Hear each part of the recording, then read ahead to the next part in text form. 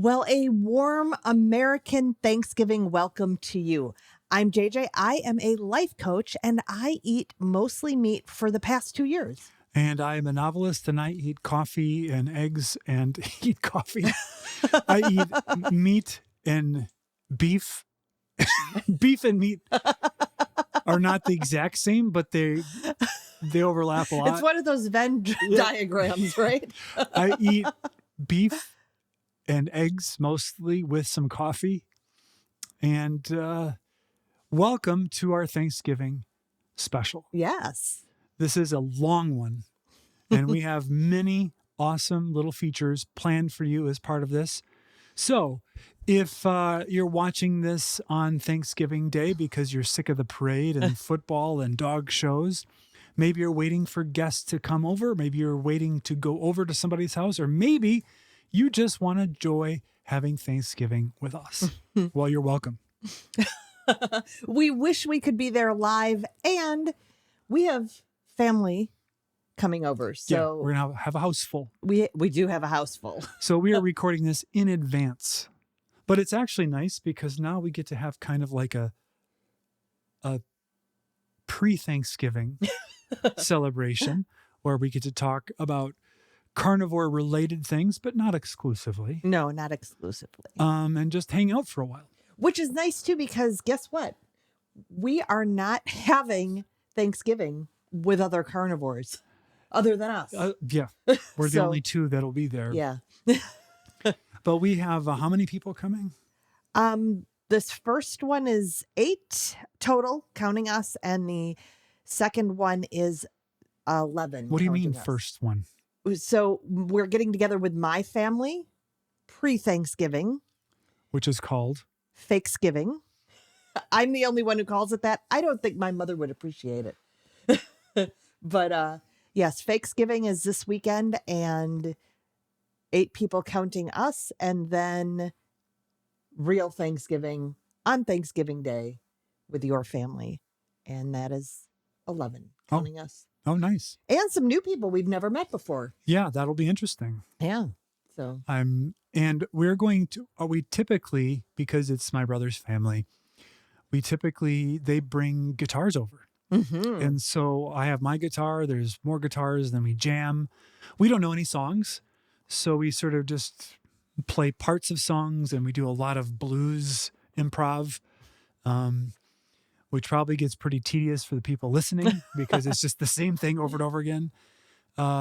But very excited, yeah, because my understanding is that at least one of the new people is also a very good guitar player. Nice. So, and we have a piano this year. And there's a piano in our music room, which I can kind of fake play. No, but our sister-in-law, she plays. Yeah, she can. But she says she doesn't, but she doesn't improv, does she? I don't know. So that'll be fun. Yeah. And we're in our new house. They haven't seen it with furniture in it yet, so that'll be nice. Imagine that, furniture. Our daughter will be home from college, so we'll be enjoying spending time with her. Mm-hmm. And it's fall, and the house will be heated. We'll have a fire in the fireplace, so it'll be cozy. All of the good things for which we will be thankful. Mm-hmm. And we may even, during the course of all that, talk about carnivore with some of the people if it comes up. Yeah. They do know about it. Yep. And the last time my brother and his family were here, they couldn't believe your transformation. Oh. Yeah. Well, they talked to you about it. I remember we went for that walk, and oh yeah, I do remember that. The unnamed would ask you a lot. We don't want to dox them. Asked you a whole bunch of questions about it. That is true. I think even the vitamin C question came up. I think it did. Yep. Yeah. So, but we're not going to force feed anybody carnivore content. But let me tell you, since this summer, your transformation is pretty large. Yeah, I've lost quite a bit of weight since they saw me last. Yeah. Which is because I didn't have a huge amount to lose, but I have lost some. So, yeah, so I'm excited about both Fakesgiving and Thanksgiving, and really excited about doing this video. When we started this channel, this is one of the videos that I wanted to do. And it actually occurred to me because there is a YouTuber, gun tuber, Paul Harrell, who every year would do a Thanksgiving episode. And basically, he would cook a meal, like a camp meal outside.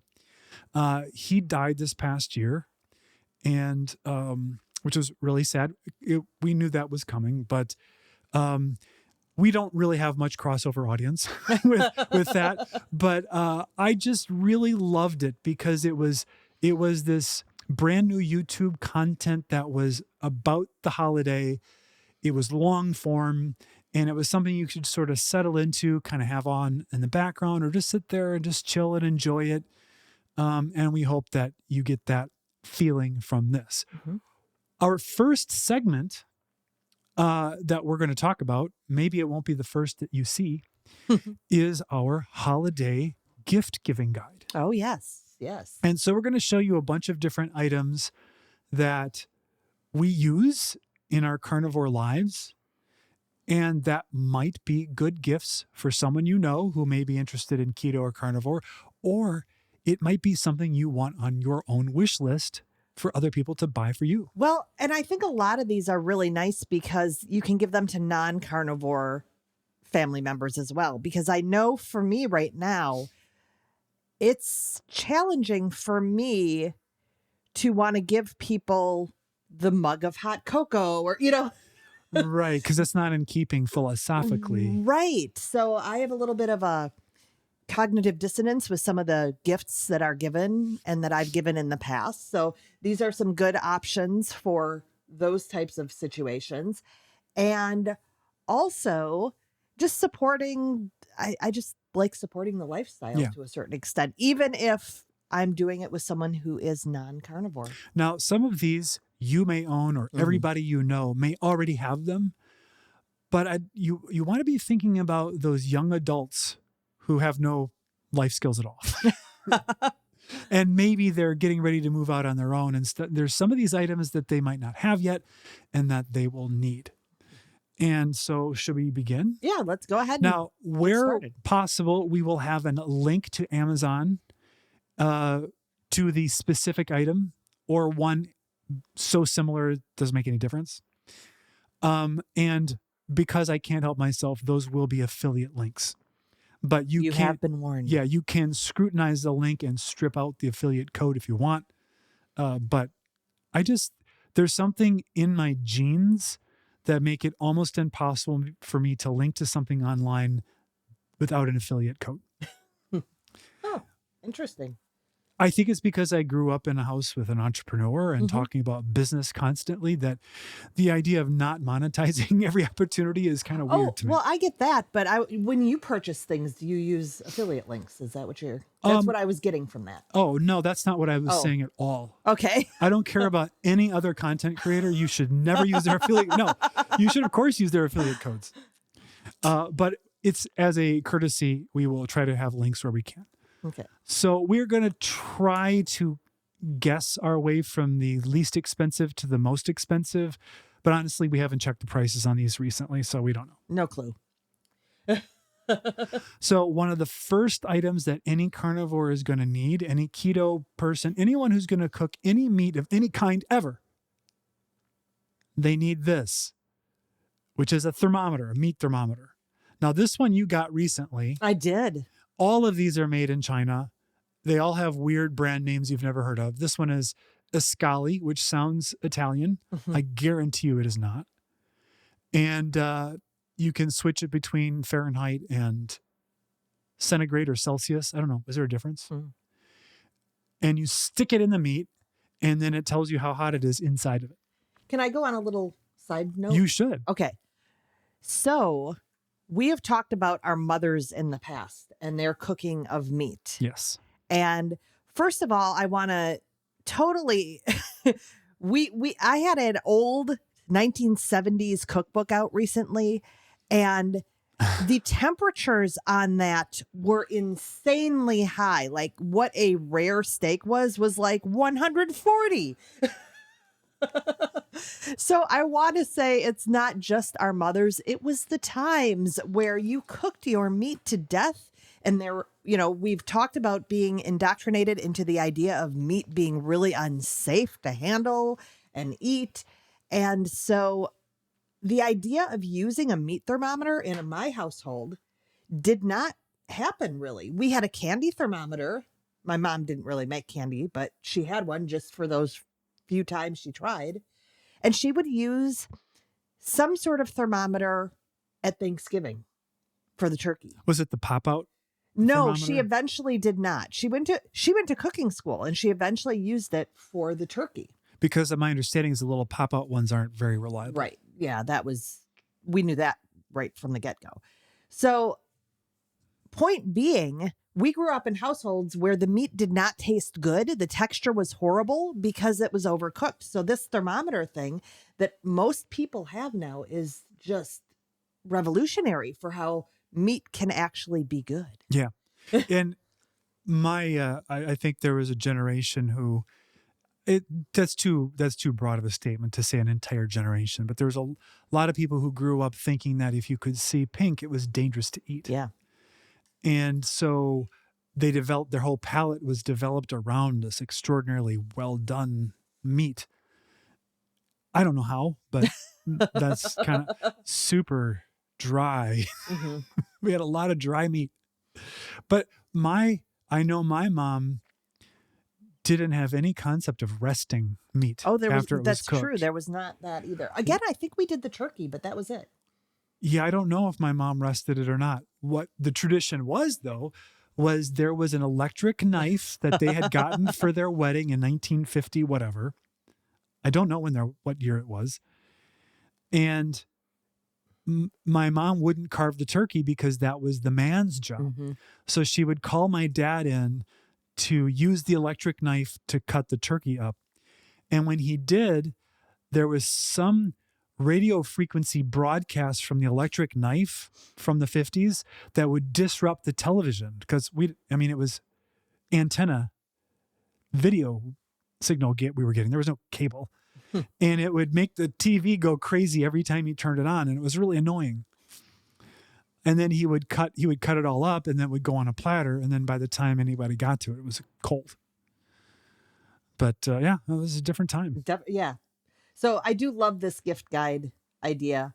And like you said, for young people, the meat too. thermometer is essential. And the thing is even if somebody may already have one, great stocking stuffer because you might just need another one, or the old one gets out of calibration and nobody has the instructions. They don't know how to calibrate it. You start over with a new one. Remember, we had a video where you talked about having a second favorite meat thermometer. Yep. You should never have a second favorite. There should only be ones that work. And I like this little one. It's dinky, but it works. Yeah, it really is, I think, one of our best. Now, how deep do you jab it into a steak? Like, where's the sensor portion of it? You want it in the middle of the steak, like in the center, in the middle, or in the middle, in the center. I don't know. Mm-hmm. But what I do is, and I think you didn't realize this, is I jab it in and then I pull it out slowly and watch the numbers because I'm looking for the low point. So you jab it in, like if it's in the air fryer and you jab it in, the sensor will be all the way against the hot pretty far, pan. Pretty close. And then you start pulling it out and it gets cooler as it gets to the center. Right. And then as you get closer to the surface, it might start to warm up. Exactly. So you're getting a gradient reading, and the lowest temperature is presumably the center Yes. of that area of the steak. Yes. And you should be choosing the thickest part. Yes. Yes, definitely the thickest part. That's a good tip. Yeah. And I use it every time I cook a steak now. And at least 70% of the time I get it right because I do it soon enough. I want to do a caveat here because we don't have a wireless. Well, we do have something, but I've got a wireless, cheaper thermometer that I've used with my Big Green Egg, especially. And it does not allow you to set the temperature. Like you're done. The goal temperature? Goal temperature. It lets you set it well done beef, well done fish. Well, so I just want to mention that as you look at these thermometers, that you have the ability to calibrate or set that ending temperature if you want it. I don't need it for this one, but for a more wireless, that you have the ability to set it because holy cow, that is a pain. Yeah, because they will use the most conservative hot temperature for those settings. Well, and they're just like, it'll give the done temperature perhaps, and I want to pull it before the done temperature. Like it might say 135 and I want to pull it at 128, and there's no way. And why would you want to pull it at 128? So when it rests, it continues to heat up to that towards the center final temperature. So you don't cook it to the done temperature, you cook it under, and then it heats itself. Yeah. So I'm just bringing that up. I know it's odd, but I could not believe it when I got this thermometer that I've now had for probably 7 years. I haven't replaced it because I'm too cheap. But I didn't even think that was possible when it looked like I could totally set it, that I couldn't set that end temperature. So while we're talking about cooking meat. Yes. And the temperature, once you have it to temperature we've just talked about, you want it to rest. Mm-hmm. And the way to do that is with things like this. So this is a wire rack on a pan, and this is a larger one. There's a wire rack in here. There's a medium one that came in this set. And so what you do is you get that meat off the heat and you put it on this wire rack. That keeps the cold metal or a cold plate from quickly cooling the surface of the meat once you set it on there. You don't want to do that. And then this also allows some airflow in there, and then the pan catches the dripping fluid that comes out while it's resting. But you can also use these for another reason. For what? Putting your meat dry in the refrigerator. Yes, dry brining. To dry brine it. Not brine, just to put it in the fridge if you don't want to use the salt. So explain that, JJ. Okay. So basically you take your meat out of the plastic and you dry it off and you slap it on here and you put it in the fridge for as long. Well, I'm sure it goes bad at some point. Turns into jerky at some point, yeah. But you put it in for as long as you want. But you could salt it. But you could salt it as well. I salt mine. Could you put other seasonings on it? Probably. I don't know if that's good to do or not. Yeah, I don't know. I mean, strictly speaking, if you're pure carnivore with a card, you wouldn't do that. Now, if you are dry brining, the point is that the salt does get to more to the center of the meat rather than just being salted on the surface. But also the texture of the meat does change when it is sort of this air dried in the fridge, whether it's brined or not. And that's kind of nice for carnivores sometimes to change up that texture a little bit. And the wire lets airflow get to the bottom part of that meat because you don't, if that was it won't dry. Yeah. The bottom won't dry. It won't dry. Yeah. So with one this size, you could have, I don't know, 5 or 6 steaks on there on a shelf. Dry brining. That's the way Dr. Chafee does it. We actually typically don't do that often. No. I don't plan ahead very well. And I don't always want that texture. So, but I want to, we were using this old aluminum sheet cake pan and cooling racks forever, for a really long time. And because we were always resting our steaks, even before we were carnivore, we would rest our meat. And then like a year into carnivore, we bought this set like he's talking about. And it was like, it was a no-brainer. Life is so much better having an actual set, different sizes. So that, again, if I'm doing a full meal versus just my own steak, different sizes, nice racks that actually fit in and you don't have to worry about them sliding off. Yeah.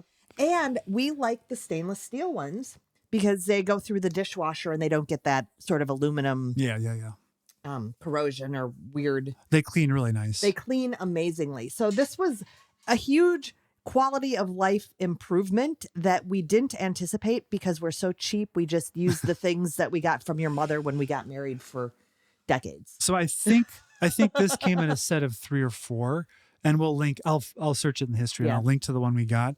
And I've been really happy with it. Mm-hmm. Yeah. It's been very good. Yes. So that's resting. So let's now go to the middle part, which is cooking. Cooking. Can you grab that pan there? Yes. Now, most of you will already have this. but maybe somebody you know doesn't because they're like, it seems like it's too hard or it's too fussy. It isn't if you do it right. And that is, here, I'll hold it because I've got all the muscle. Yes. This right here, this is a Lodge cast iron skillet. I don't know what the dimensions of this particular one is, but it's kind of the medium-sized one. Again, maybe. we have two, so I can cook 2 steaks in this one if I'm cooking for the both of us and you're on a 2 steak, or you're only eating 1 steak at a time. Yeah. Or I've got a smaller one so you can do more of a single. Yeah. But pretty much we just keep this one on the stove. I got the first cast iron skillet because I read all the good things about it before I knew how to cook anything. And then you started using it and I hated it because I'm the guy who does the dishes. And even though you're not supposed to scrub it with soap and water and stuff, you managed to just cake on and bake on the hardest to remove things. But we didn't really understand how to clean one of these after use. And if you're not putting like acidic tomato based sauces in this, which I don't even know if you're supposed to do. You're not supposed to. I have. Yeah, you should never do that. The seasoning of these is basically baking on a coat of fat. And once it's properly seasoned and it's maintained, it's nonstick. It's unbelievable. It's like ridiculously nonstick. Yeah. But the way that we clean it now is you cook a steak in here, and then while it's still hot, you pour water on it. And this is deglazing. Yep. Is that what that's called? Yep. And that lifts all the gristle and any sort of cooked on fat. And you maybe scrape it a little bit with a metal spatula to kind of just lift it off of there. And then you just dump that out. And then you wipe it down. And if you feel like, maybe I removed a little more fat than I wanted to, take a little tallow on a paper towel, smear it around in there, and you're done. Yeah. And this never really goes anywhere except to dump out the deglazed liquid, and then it goes right back on the range where it sits waiting for the next steak event. I was amazed. Our daughter even was using this when she was home from college this summer and had no issue with it. Yeah. She didn't even know. I was like, oh, I'm impressed. You are on the cast iron skillet. And she's like, I don't know what you're talking about. She didn't know what cast iron skillet was. The point being, it was so easy. She didn't realize it was this thing. Yeah. Her complaint was that it was heavy. And that is true. It is heavy. And when it's on the fire, the handle, because it's just part of the metal, does get hot. So you need to use some sort of a hand protection for that. Yes. I'll put this down. Let me take it because that's the thing, is it can get kind of dirty on the outside too. And I don't want it to stain anything. That's a good idea. So I went from being kind of a cast iron hater to actually really liking our cast iron skillet. And my favorite thing right now is steak and eggs.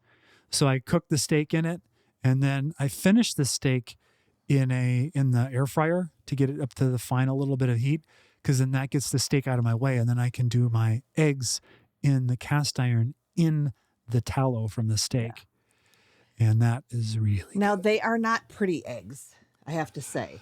No, they're not pretty eggs. It's not like, I probably wouldn't serve these at a brunch. Because they get a dark coloration from the beef gristle that's in the pan, but that adds to the flavor. So. Oh yeah, it's great. I'm also, my motor skills are not really good. And so it's very hard for me to do fine control that's needed to not break yolks. Even if I'm really, really trying, it's a 50-50 thing. So, and that's just the nature of my just coordination with my hands. So for me, it would be extremely frustrating to put an extra 40% of effort into making the eggs beautiful when I'm just going to chop them up into tiny pieces as soon as I sit down. No, it doesn't matter. I'm just saying I wouldn't serve guests because they'd be like, why are these eggs gray? So the next thing that goes with this is this thing here. What is this? This is not a tennis racket. This is not a pickleball racket. You also bought this years and years ago before Carnivore, and we didn't use it really, but it's a splatter guard. And so it's a fine mesh metal screen on a frame with a handle, plastic handle. And so when your steak is sizzling in the cast iron, you put this over it, and this intercepts many of the fat splashes that shoot up and try to get all over the place.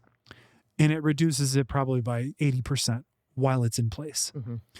And when you're thinking about having to clean up, especially now that we have this gas range that has many nooks and crannies, preventing that splash even by half reduces the cleanup by quite a bit. Yep. Yeah. And ours is actually a little discolored now around the edge because of our gas range. That didn't happen until we had open flame. So highly recommended. Yeah. Now, some people get around that by cooking in a much deeper cast iron pan. But the problem with that is it just gets heavier. Yeah. And if you were to try to do eggs in something like that, getting a spatula in to turn them or something just becomes harder, more difficult angle. Yeah. So the splatter guard is a really great thing. And the way I wash this is occasionally I just put some dish soap on it. I use a brush and scrub it, and then I just spray it off, and that's it. And then every once in a while I put it through the dishwasher. I heard a hack for this type of thing too, where you can, it wasn't for this specifically, it was for something else, but you heat up your kettle, your tea kettle. Yeah. And you pour water. You pour the hot water. Yeah. Because that would melt the fat that's on it. Yes. Out of those little nooks and crannies. And it's pretty easy. Yeah. So different options. But if you were like Monica Geller, if you get that reference, and you could not tolerate any discoloration or anything anywhere on it, then don't get one of these. She's going to love cleaning up the grease anyway, that'd be part of the fun of cooking is the cleanup. So let's take a short break so I can wash my hands because they're covered with oil from these things.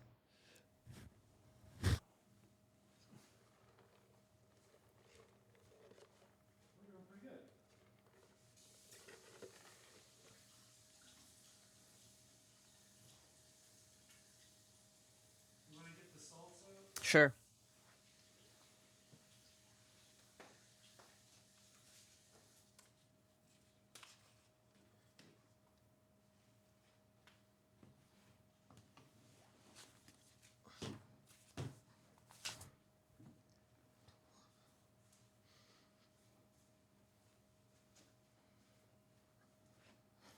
Oh, yeah.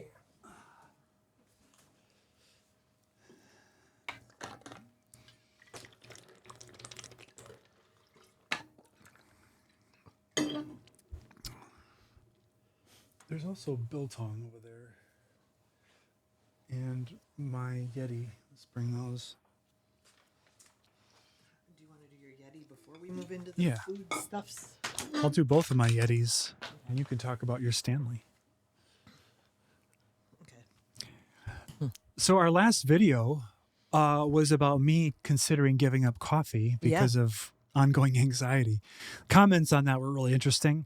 A lot of people were just definitive. It's coffee. You get rid of that. All your problems will cease. They didn't say that exactly, but that was the gist of it. Which you have done before. Yeah. Again, you've given up coffee before. Yeah. I don't want to rehash the whole thing, but what I want to talk about is the Yeti coffee mug tumbler. This is the best coffee mug I have ever had. And for a while, I used one called Ember, which actually has got a battery in it that keeps your coffee at a certain temperature. And I liked it, but that thing is at least over $100. And this is maybe, what, 20, 30? I don't know exactly. This one was customized for me, so it was a little more expensive. It has my initials on it. But like all Yetis, it's insulated. It has this really high quality, very hard plastic on it. And it's got this little... it's a seal. It's a seal, yeah. It's actually attached. Sipper seal, I'm going to call it. It's got a magnet. It's a little piece you can remove so that you can wash it. and then you slide it forward and it shuts it so that it doesn't slosh everywhere. Now it's not a perfect seal. Pretty good. If you turn it upside down, the coffee will leak out. But I've been in the car where this has gone flying and I've been able to retrieve it. And there's just a little bit of coffee kind of in the top and maybe on the side, but I didn't lose it all. And then it also helps keep in the heat. So when I'm not drinking, I shut it and then the heat stays in. And this will keep coffee hot for a long, long time. Now the ember, because it has a battery, keeps heating it and that may last longer. But this is way more portable because it's got the lid. I've been out on my tractor with this, out on the side-by-side with this, on long walks with this, obviously in the car with this. This is my second one. And very best. I love it. Now, what if you don't drink coffee? Tea would work in this. Soup, I suppose, would work in Bone this. broth, yeah. Bone broth. Hot element, if you do a chocolate element or electrolyte drink. I've used it for that. And easy cleanup. Absolutely wonderful. Now, Eric is sort of a gadget or early adopter type of guy. So he literally has tried many, many mugs throughout the years. And this one is the one that keeps sticking. And what you said, I wanted to point out, sort of, we talk about that ancestral lifestyle. And this one is the one that you can take on your tractor and so forth, like you were saying. So this is really, really great for that. The ember is not as now portable. For water. I have been using Yeti for a long time, and the insulation in Yetis is really, really great. But what I absolutely love about the cap system is this chug cap.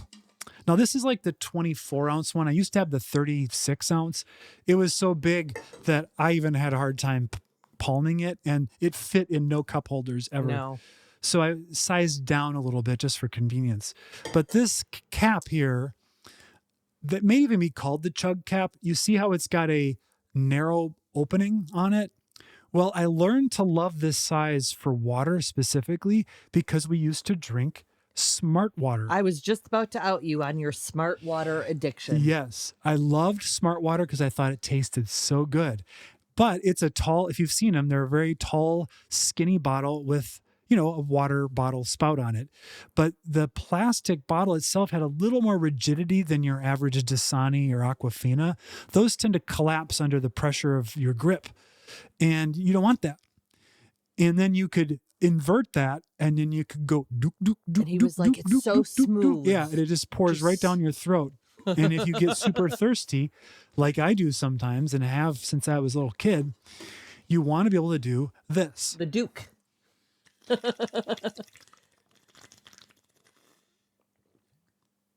That's like some ASMR type thing, isn't it? It's all gone now. And then this cap threads on top of that chug spout. And look what it does. One, it insulates a little bit more. But two, it gives you this awesome carry handle. Now, these are very rugged, but I have destroyed 3 or 4 of these with a lawnmower. Mm-hmm. Not on purpose, but because I had it with me and it fell off. I didn't see it happen, and I hit it with the blades, and it will not withstand lawnmower blades. No. But I immediately go to the local farm store where they carry these, and I replace it and love it.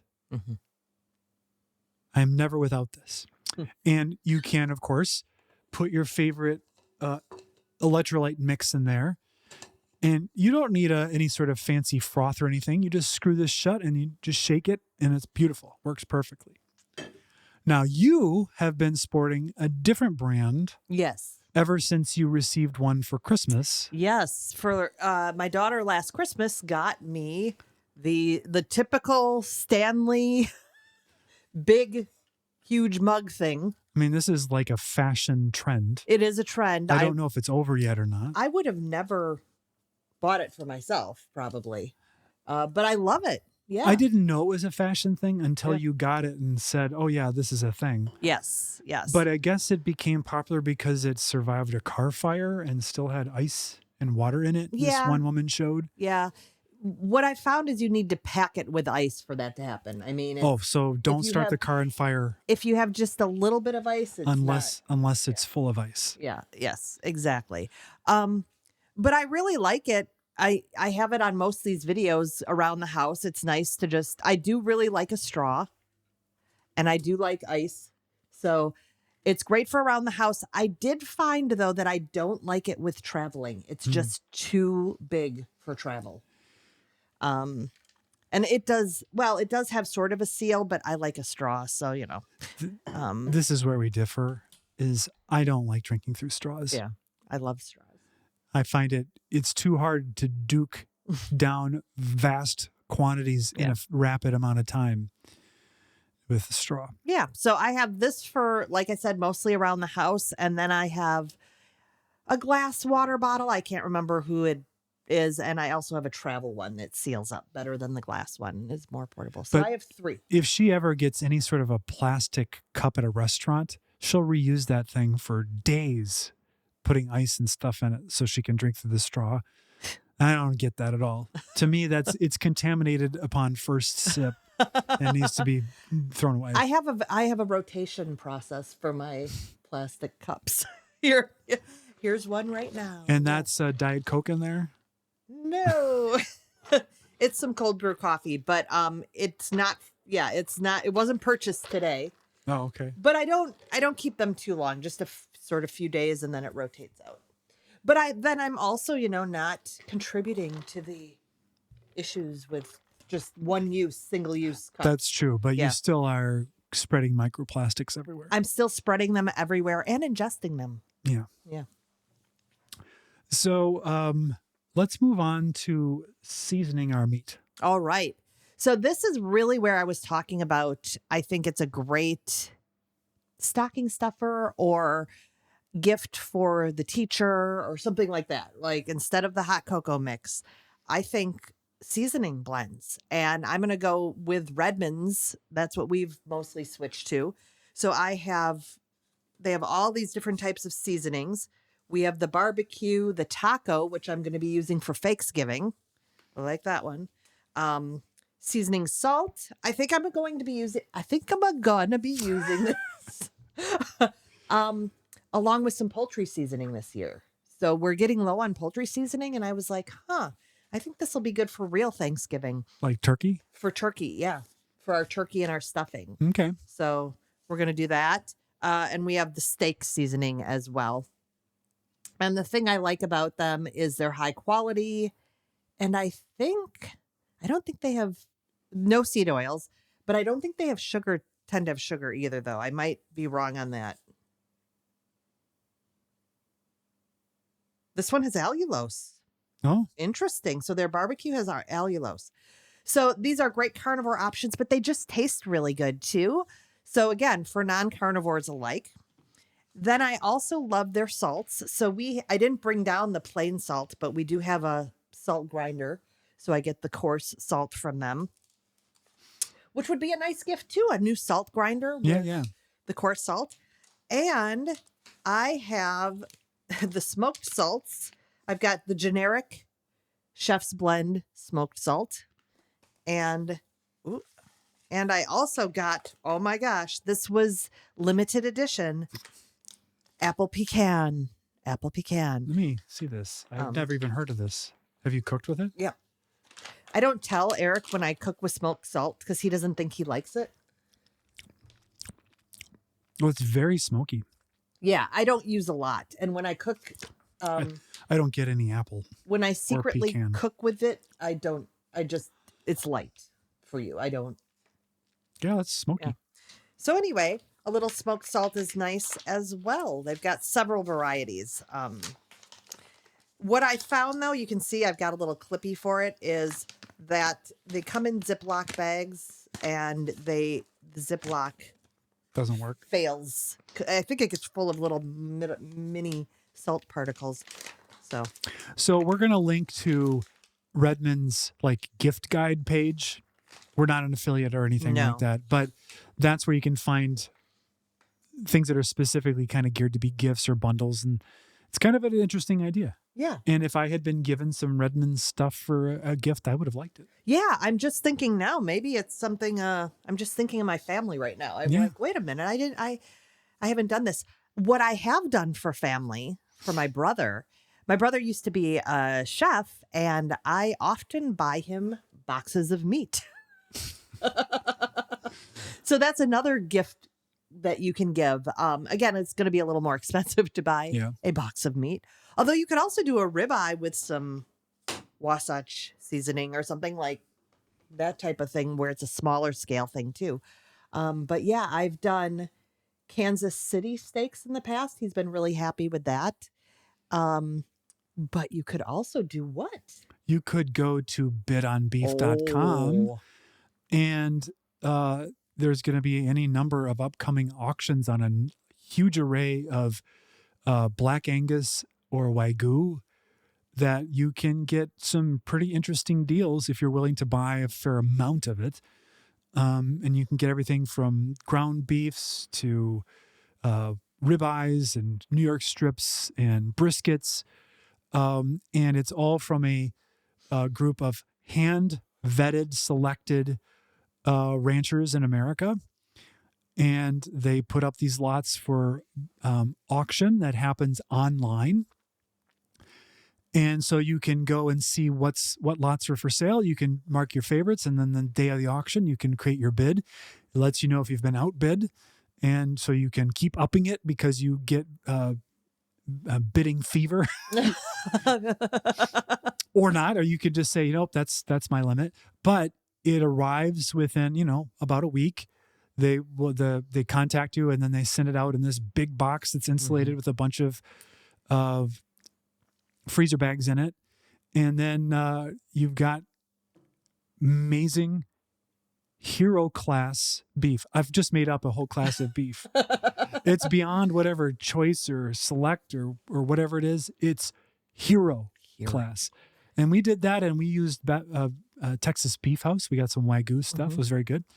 But there's a bunch of different ones. And if you have a new account, you get a $20 off your first purchase, which will tend to cover some of your shipping. I love to, I got meat for my cousin for his 40th birthday as well, I remember. And I put a little card in there that talked about the farm it came from to make it a little extra special. I got it from a local rancher for that. But you could do the same thing from a local rancher, sure. Yeah. And just a little bit about the farm, because most of them have information online. So I just grabbed some of their stuff, went into Canva, and made a little insert. So I think that's a great idea. Giving beef as a gift, high quality beef, that's who wouldn't want to get that?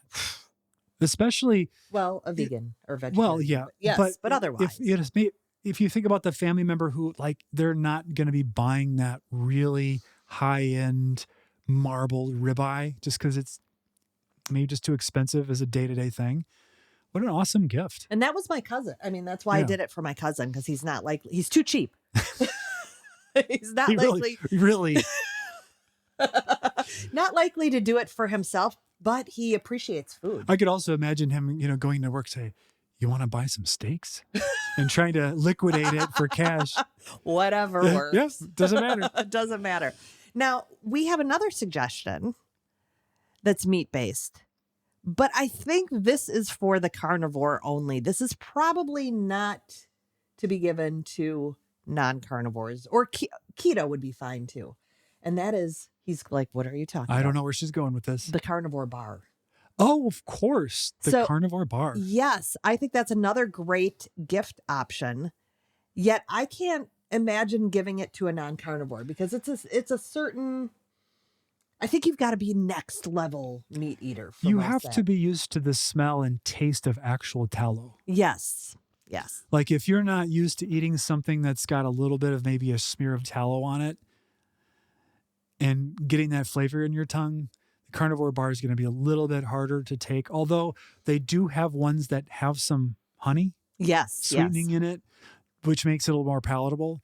Although I found that the sweetened ones weren't that different from the flavored, the seasoned ones. No, they are not very sweet at all. Not a lot of carbs on It those. adds a little bit of it does add a little bit of flavor, but it doesn't come off as sweet. So what is the carnivore bar? It's basically pemmican. It's pemmican, yeah. It's beef with tallow and some seasoning, and it's molded into a bar shape, Mm-hmm.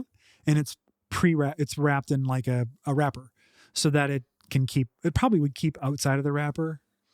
I mean, honestly, it's really fatty. It does, yeah. It gets your hands greasy. It does. I kept mine in a Ziploc bag in my purse for a long time. We did a whole video on this. We do have an affiliate code for this. Mm-hmm. We'll have the link below, and you use code JJ and Eric, all one word, and you get 10% off your purchase. I really like it. I know you were your opinion was I would just rather eat a steak. Yeah. Yeah.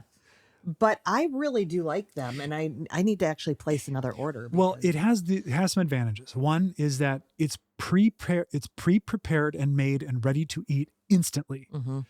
And I suppose you could take a steak out of the refrigerator and gnaw on it, but you're not raw, but you're not going to take that in your pocket when you're out going to a movie or going to a sporting event or just maybe going Theater. for a long hike, or something where if you think you're going to need to have a snack, or maybe you're going to an event like a family Thanksgiving where you're like, I'm not going to be having the stuffing, the potatoes, and I can't eat one entire pound of turkey and off of their 12-pound turkey.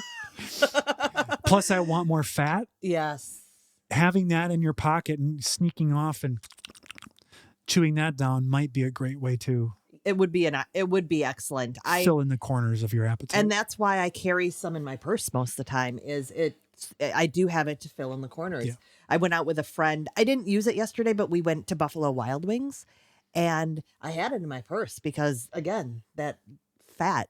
Yeah. Again, I didn't need it yesterday, but it was there. So if you use our affiliate code and you buy like their kind of intro bundle of different flavors, the code will basically pay for the shipping. They're not cheap bars. No, it's not something it's a gift. where it's a good great gift. And it's also great to have on hand as a fill-in and an emergency provision for your own carnivore diet. Yeah. So check that out and make sure to use the code. We do get a little bit of a percentage off of all those sales. We So do. we want you to actually buy as many as you possibly can without regard to your financial situation. As a matter of fact, if you've got credit left on credit cards, max it out on carnivore Second bars. mortgage, whatever works.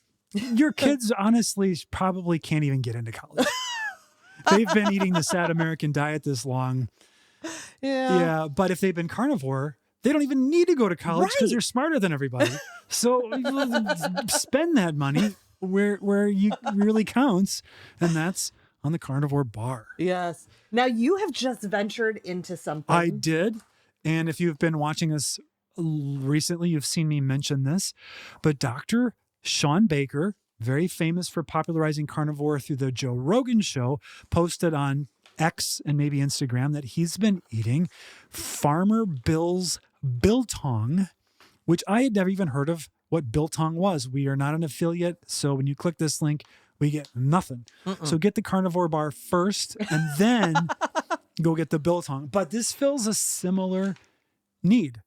Biltong is like jerky, but instead of being dried in some sort of desiccator or drying oven, this is just air dried, and it's typically, I think, marinated a bit and seasoned with apple cider vinegar and some salt, and it's sliced very thin. In this particular case, it's going to be hard to see here because this is an unopened bag, but this is just little like flakes and slices of beef.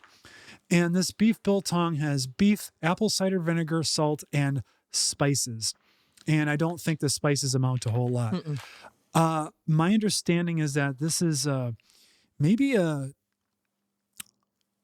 he talked about having it in South Africa, but it sounded like maybe it was like a Dutch innovation, and that Dutch pioneers in the U.S. would use biltong as what they would eat on the trail heading west.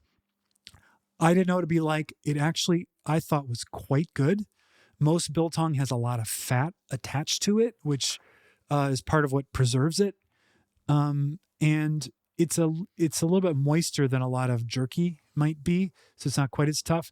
They do have a biltong that's a slab version that looks like a chunk of a roast that's been dried out, but it's very red. You have to cut pieces off of that, and I found that slab biltong was very chewy. And it would have big chunks of fat on it that tasted like basically solidified tallow. Didn't like that as well. They do have versions that are like chili spiced. I love that. It's spicy. But it'll make you cough because it's a back of the throat heat. But I really love that. They also have bison biltong, which we got as part of a sample bundle that we bought. And I like it, but it seems like it's a little leaner. Okay. Which yeah. for a carnivore is probably not what you're going for. But it tasted good. It didn't taste weird or gamey at all. My dad really loved Slim Jims and jerky and stuff. And I was just thinking, if he were still around, Great and gift. he would have loved the chili as well. Yeah, Like the hot. Yeah, I think you'd have to throw that in the mix too. But when it comes in this plastic sealed bag, it's preserved. But when you open it, they're like, do not keep it in the plastic. They actually send little paper, like miniature paper lunch bags, and you dump this in there. And then the idea is that you shake it every once in a while to kind of let the air get in there. And they say that it'll last indefinitely without going bad. They say if it does develop a little mold because it's not dry, you can actually wipe that off a little bit of vinegar on a rag. We haven't seen that happen yet, but the paper bag itself will become saturated with fat. Yeah. So you don't want to just leave that sitting on things you don't want to get some fat on. But every once in a while I go through there and I see it. I'm like, I take a little nibble. Now, carnivore philosophy would say you shouldn't have to snack all the time. But hey, if you're going to snack, this isn't going to send your insulin spiking through the roof. Well, and again, I love that this is a specialty item. Again, so it makes it a little special, something different for someone who's a non-carnivore. But this is also a great travel option. Yeah. I mean, we haven't traveled recently, but I could see Absolutely. absolutely. And taking some of these. it tastes good. Yeah. It's not like a Dorito, so don't expect that. It's not addictive in that way. But I tend to agree. I like the biltong. Now I have had no other biltong ever in my life. Dr. Baker said this is the best he's had in the States.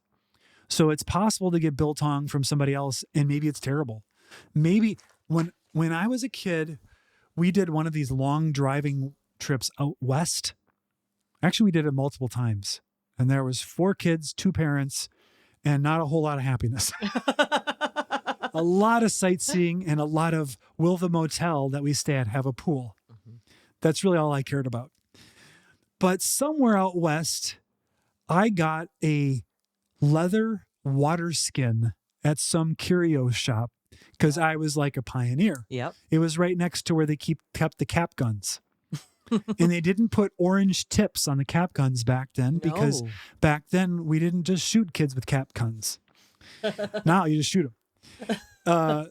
So that but the orange tip is to let the police know that it's a toy. Anyway, I didn't get the cap gun because they didn't want to hear that going off in the van. Not a minivan. This was a van with a metal floor and bench seats and no AC. Because, we knew how to rough it back then in the late 70s and early 80s. And anyway, I got this water skin and we filled it up with water. And it had a string that I could carry it over my shoulder. And we were going out and about doing our sightseeing. And I remember, I'm so thirsty.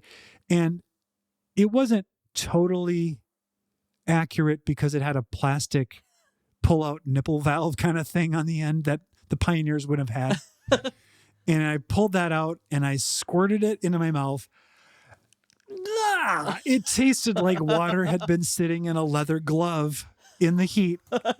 Is exactly what it tasted like. Horrible. Well, many of these kinds of carnivore jerky snacks taste like a leather glove. This doesn't taste like a leather glove. This tastes like food.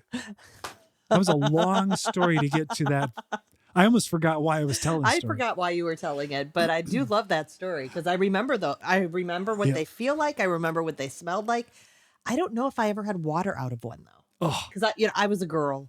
horrible. Not that they wouldn't have got me one, but I was looking at the little Native American dolls that were put together with rubber bands. Oh, yeah, and the yeah, little yeah. and the little bears. They would Okay. always have little bears at those shops. Well, imagine that I had that water skin and there was no way to unscrew it to actually drain it. And there would be no way to ever dry out the insides. So the biofilm that would have developed inside that thing would not have been good. So you don't recommend that for a gift? No. But it does make me wonder what like a legit water skin would have looked like and what it would have been like on the inside, because it just seems like the flavor was been intolerable. I suppose if you're thirsty enough, you'd drink it. Yeah. So that's the biltong. Where are we? I think we're getting to the bigger.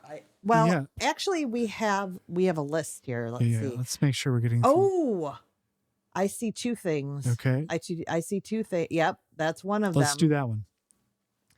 So another great gift would be a Dutch oven. A Dutch oven. Which I will slide in some B-roll because we don't have one here. I don't have one here. Now you can go. Dutch ovens range in price. A really good one, like a Le Creuset, can be quite expensive. We actually have just a cast iron. We don't have an enameled one. We have a cast iron Lodge Dutch oven, but it's not here. It's at the other house because it's heavy and I don't use it very often. But really for braising meat, the Dutch oven is a great, great option. Now, you were going to ask me something about that. Well, why would you use the Dutch oven instead of an instant pot? Mm-hmm. Good question. An instant pot would be a good gift as well. They're totally different beasts to me. So the instant pot, you can break down a tougher cut of beef in a short amount of time, which is wonderful. But it doesn't compare to the low and slow cooking. I actually did this recently with chuck chili. We've made it a couple times this season. And the first time I did it in the Instant Pot, and I had to keep running it through, and the meat was good. You liked it, but it was tougher. It doesn't have the same texture as a low and slow braise. And there's just something about, you can do it in a slow cooker, which the Instant Pot is not a great slow cooker, in my opinion. You want a dedicated slow cooker, or doing it in the oven. There's just something, I don't know, sort of more, it's not ancestral. Like, we didn't have cavemen walking around with Dutch ovens, but there's something that connects to a tradition and the aroma you get from slow cooking and from braising. And again, the texture, the breakdown of the meat is different when you braise it low and slow, whether it's in a Dutch oven or a slow cooker. So if you were taking like a chuck roast and you were going to cook it in a Dutch oven, would it have, braising has some liquid yes. in it. And what is that liquid typically? Beef stock or something? Yeah, usually it's a beef stock. Or you could just put some water in because the beef will make its own stock eventually. And some people could also put some apple cider vinegar or something in I there remember as well. when Tim Ferriss's 4-Hour Chef came out. Yeah. I was like, okay, I'm going to try to cook some sort of a shank. And a lot of the fluid was stock, but there was also wine. Yeah. Yes. In it. Yes. There is the sort of the umami thing. The wine, an acid can help break down the fibers and the bone as well. If you want to get that collagen in there, the acid will help with that. And it also imparts flavor. So for you, a wine, you're not a big person for a wine sauce. So we've never tended to use a lot of wine, although I do with my ribs. Yeah. No wonder they make me woozy. So there's an actual function for it as far as breaking things down, and there can be a flavor element too. So I know a lot of strict carnivores would probably not use an acid, or they might get crazy and use maybe a little. But using Apple an cider vinegar. acid in a cast iron pot isn't ideal, right? Is it? Not in the cast iron, no. That you would want in the enameled or the slow cooker Okay. for that. So, but the Instant Pot is really useful for a lot of things. Oh, I love my Instant Pot, but for a really braised meat, I would, if I've planned ahead, I would definitely do it in the oven or in a slow cooker. Okay. Yeah. It's just a completely different result. Plus you get to smell it all day and it's all good, but yeah, it's just different. The texture of the meat is different. Okay. So let's rearrange the deck chairs here and bring out some of the larger items. Okay. Yeah, we can do it. So what do we have here, JJ? You're going to bring the other one over in a moment? Yeah. Okay. Okay, so this is another gadget that I got way before carnivore, and it was to help with the texture of meat. I know you went through a phase of sort of aversion a while, again, pre-carnivore, and so we thought the sous vide would help make things easier to cook, but also help with textural issues. And so we splurged, and we didn't just get the little circulator insert thing, because I was like, I don't want to have to deal with a separate bin for my water and so forth. So we actually got the Supreme model. I think this is Cuisinart. I think it's Cuisinart. So this holds the water. And let me open it up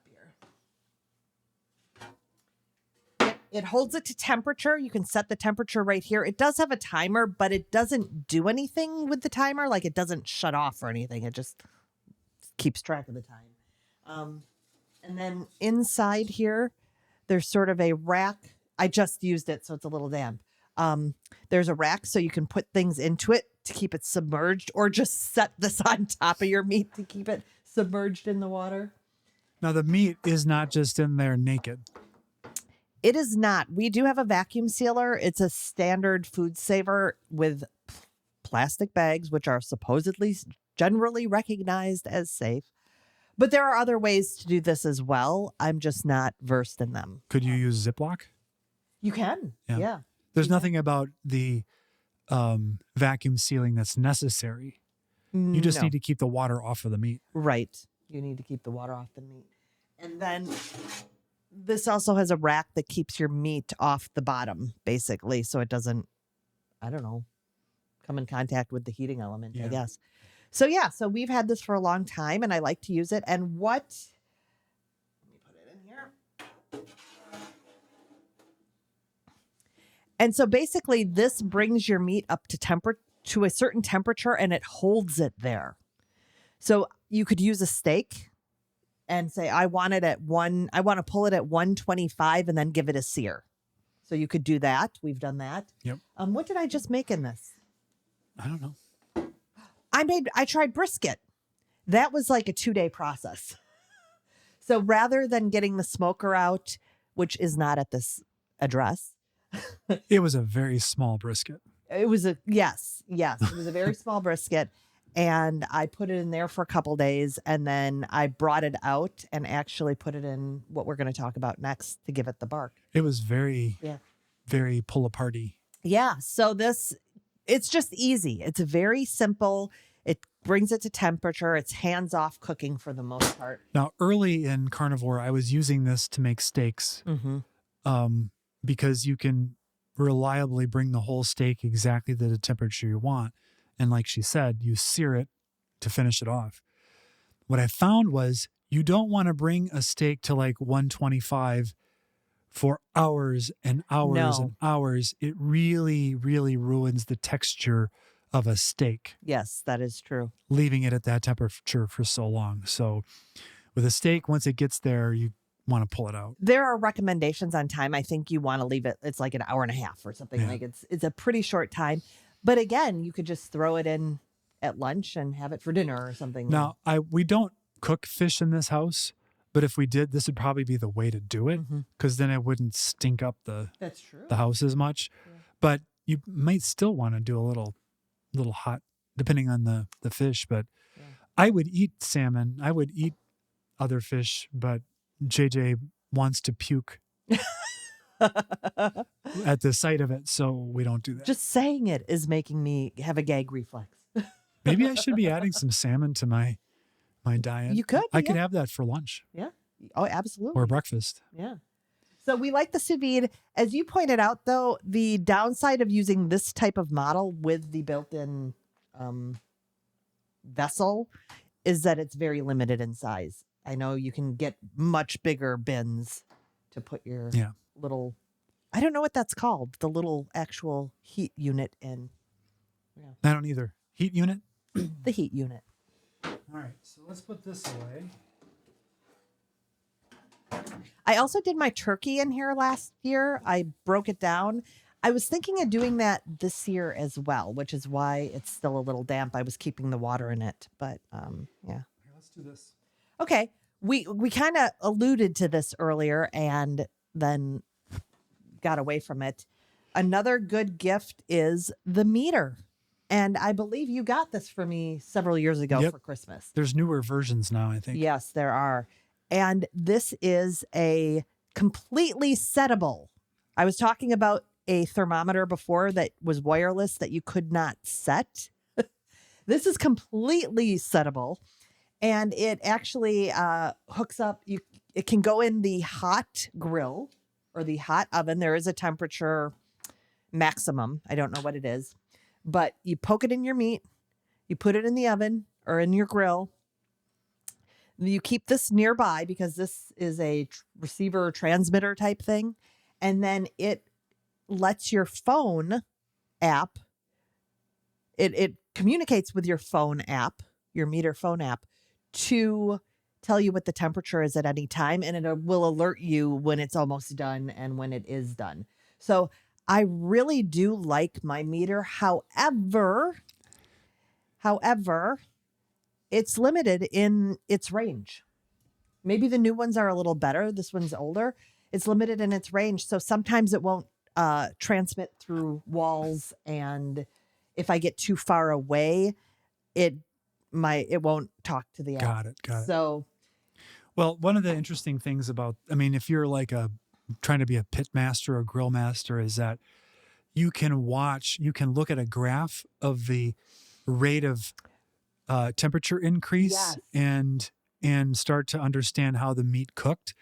It will also estimate how long you have left until it gets to temperature, and you leave it in when you're resting, and it will tell you when it's ready to eat because it's rested down to a certain temperature. And you can repeat the cook. If you're like, oh, this was good. Yeah.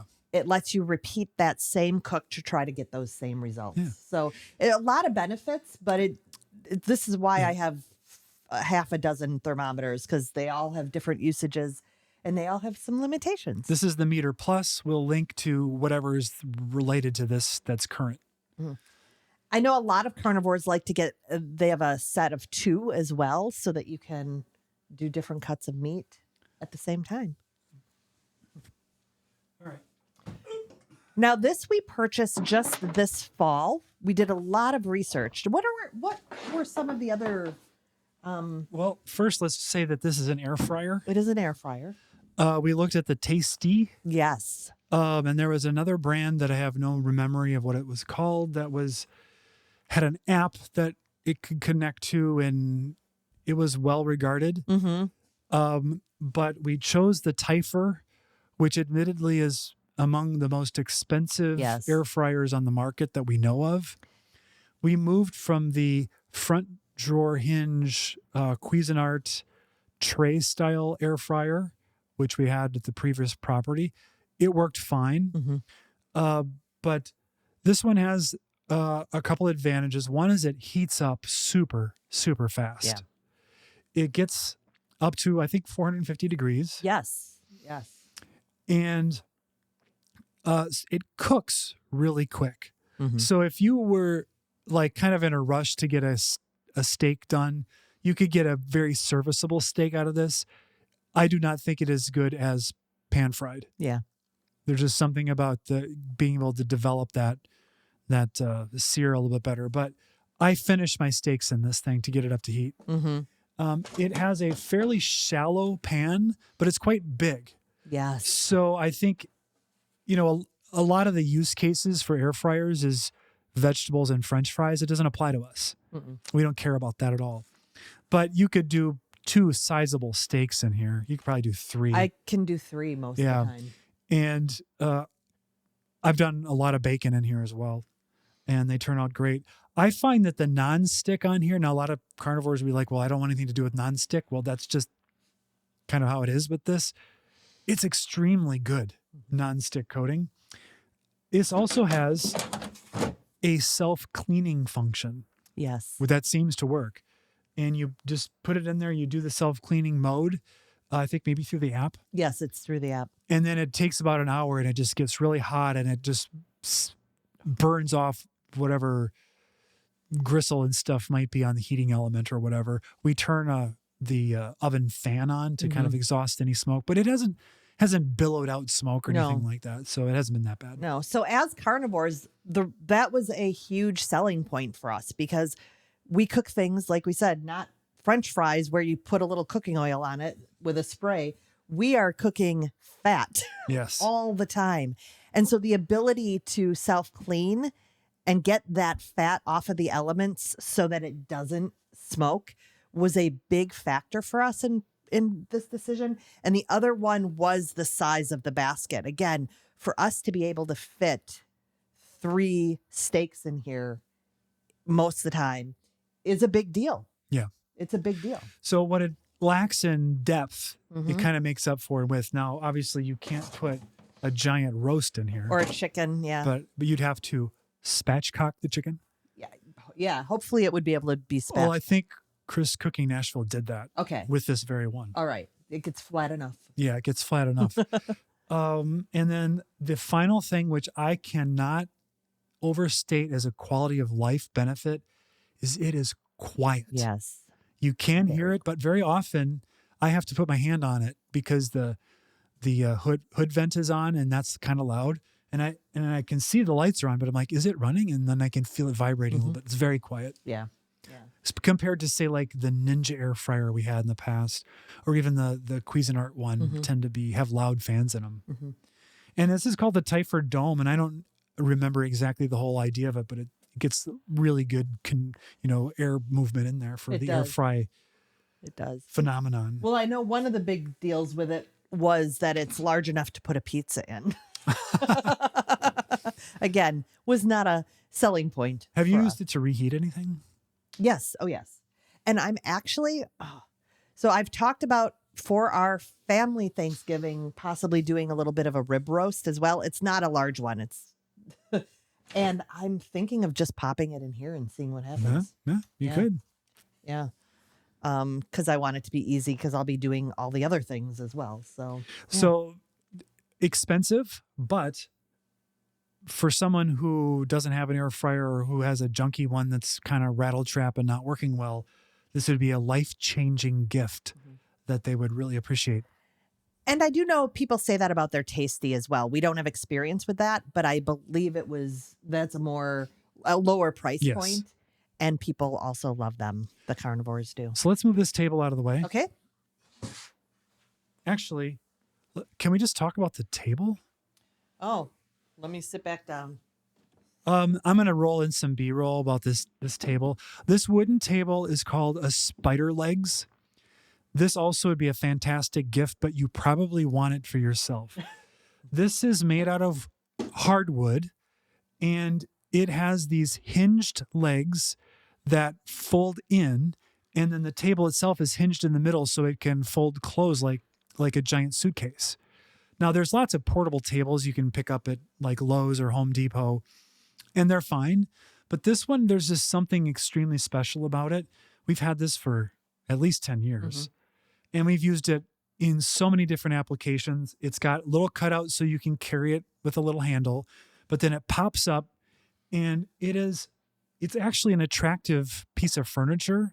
So if we needed an extra table for like a sideboard when we're entertaining, we could put this up and it wouldn't be this ugly out of place thing.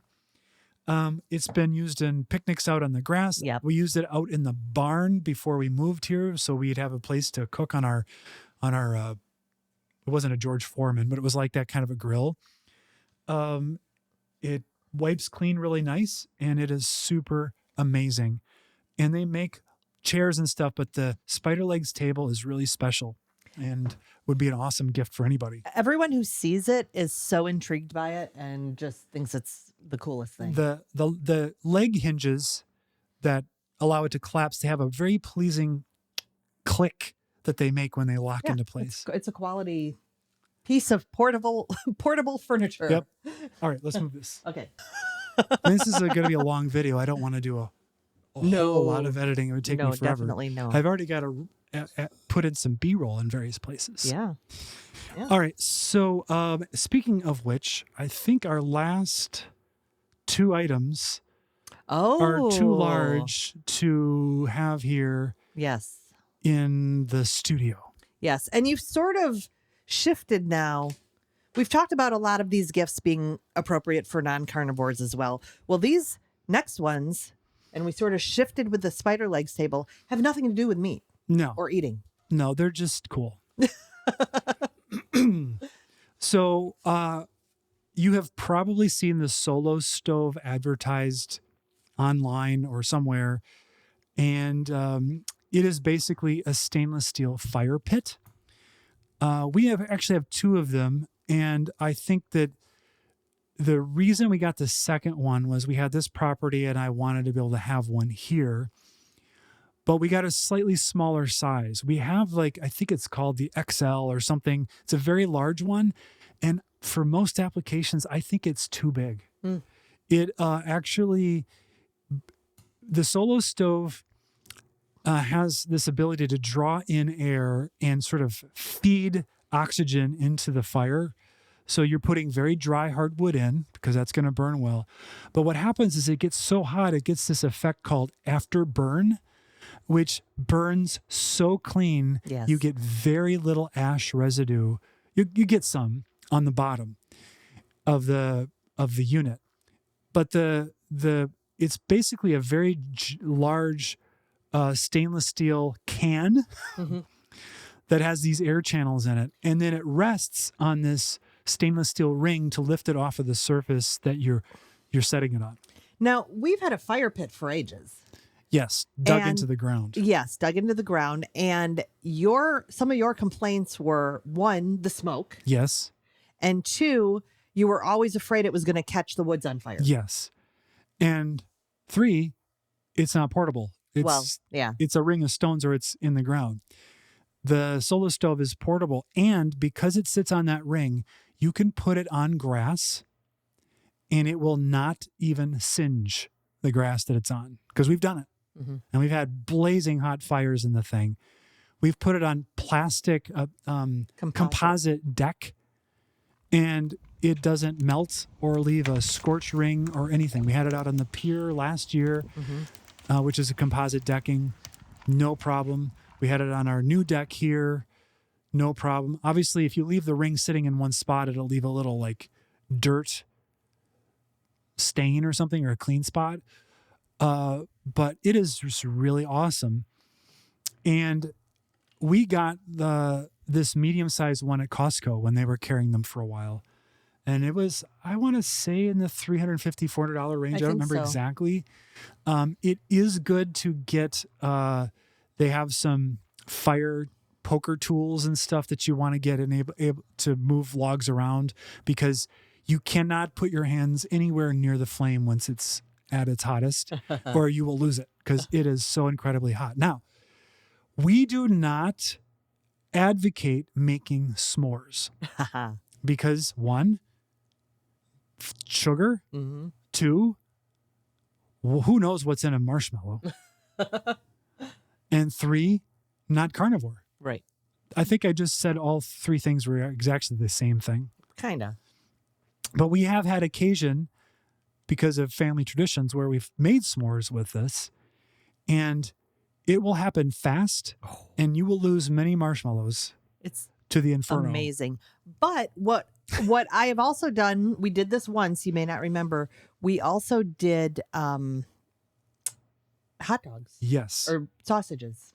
Because Yeah. they make Solo Stove branded long metal fork things. You can impale a hot dog on it and cook it over there really fast. And we've done that. Yeah. Yeah. You could cook any sort of meat thing Yeah. over it. They do make maybe a cooking surface for it. We don't have it No. because there's just the application. We would never use it. Sounds like a cleaning up nightmare. But you do need to have very dry, well-seasoned firewood, but you can gather people around a beautiful, beautiful little fire in the cool weather, and it's not going to set the woods on fire. It's not going to set the grass on fire. It's not going to set the house on fire. And very low smoke. Once it gets up to temperature, it's just heat vapor coming out of that thing and no smoke that kind of chases everybody around the circle. What's really nice, though, too, is we get that fire effect that supposedly helps with circadian rhythms and stuff, too, right? We're getting that red light in our eyeballs when we're sitting around the Solo Stove. Yeah, it's nice. And then the final item that's on our list is the 8 Sleep bed cooling pad.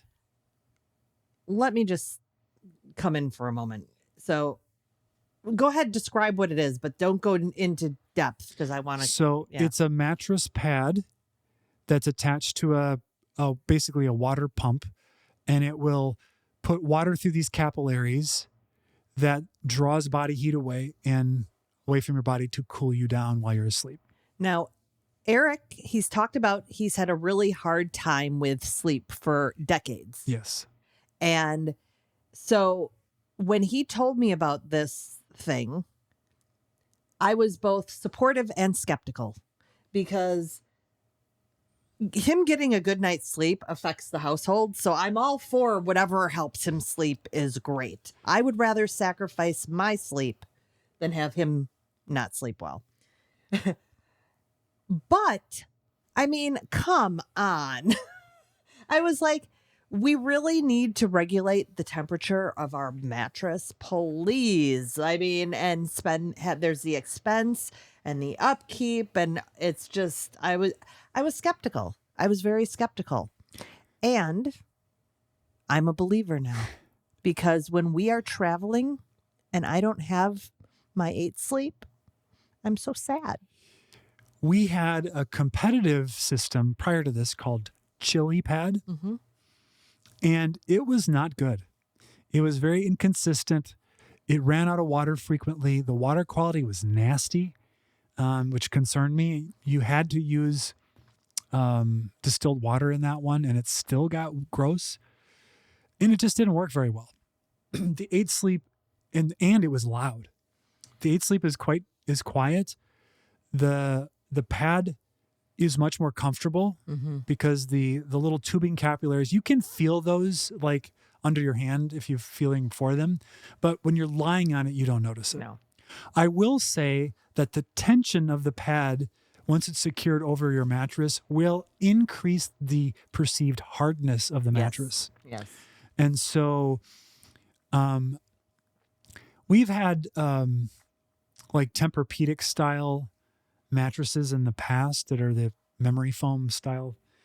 And those rely on body heat to mold them to your body shape. But if you're cooling a lot, the body heat doesn't mold it to your shape.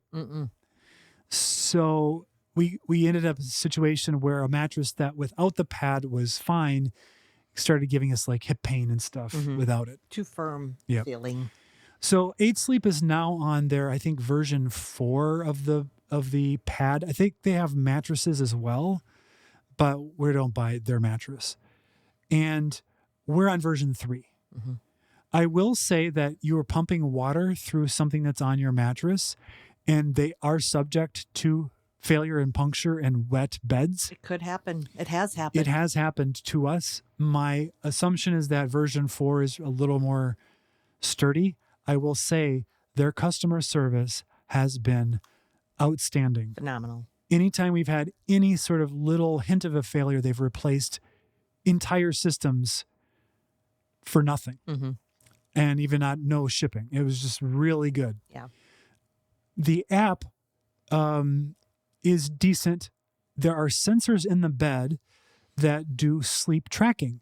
So it will attempt to track how long you've slept, obviously when you went to sleep, when you woke up. It tries to guess your sleep state, so REM and deep, and adds those up.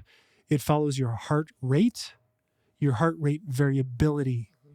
And I think it does it reasonably well. I used to have an Oura Ring that tracked the same thing, and they were similar data. I think that the sleep stage tracking is a little questionable with any of those devices, so I don't give it a whole lot of credence.